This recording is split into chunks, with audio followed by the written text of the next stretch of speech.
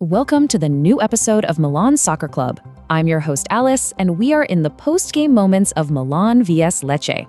AC Milan won 1-0 with the very first goal in red and black for Niclas Füllkrug, our new German striker that joined the team in early January. You know, some wins are just bigger than the 3 points. They signal a shift, a change in mentality. And that's exactly what we're going to explore today. This was a true test of the team's maturity. All right, so let's get right into this hard-fought victory. With Massimiliano Allegri at the helm, this was never going to be some quick smash-and-grab job. Nope, this was a slow burn, a game that demanded a ton of patience and some serious tactical discipline. And seriously, this quote from the post-match analysis just hits the nail on the head. It perfectly captures what we're talking about today, Milan's newfound maturity. I mean, think about it. An early goal didn't come, but did they panic? Not at all. They just patiently controlled the game, trusting that their strategy would eventually wear Lecce down.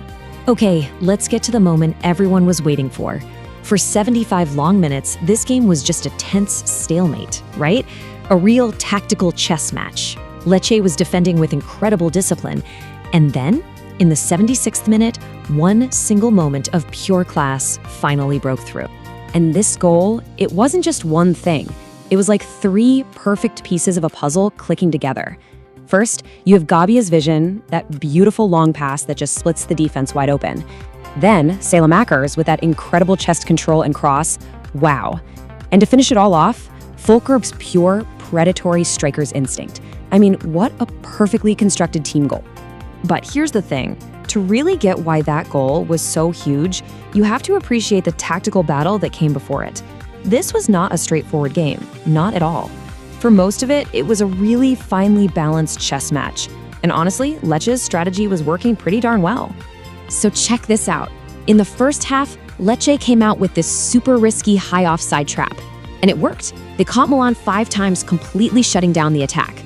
But then came halftime, and Allegri's side made a crucial adjustment.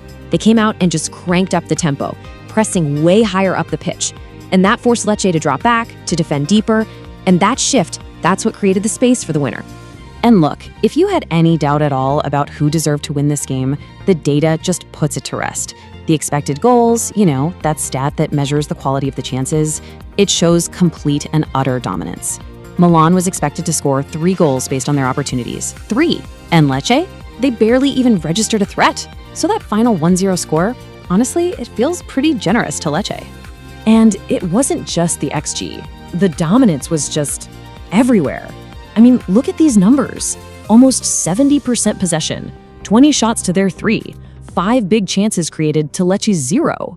It was basically a relentless siege. You just knew that eventually those defensive walls had to come down. Of course, a team performance like this is always built on some key individual performances. So let's talk about the players who really shaped this result. We'll look at the good stuff that got the win, but also a few things we should probably keep an eye on. First off, that midfield engine was absolutely humming. Rabiot was just a dominant physical force out there. And that new combo, Richie and Jashari, wow. They brought such a great balance of defensive grit and pure composure on the ball. And then, of course, you've got Saelemaekers who came up with that one little piece of magic, that strepitoso moment, to unlock the whole game. But, you know, it wasn't all perfect. We've got to talk about our star attackers, Leo and Pulisic, who were both noticeably off their game. Leo looks like he was playing with the handbrake on, right? Just a little hesitant, not his usual explosive self.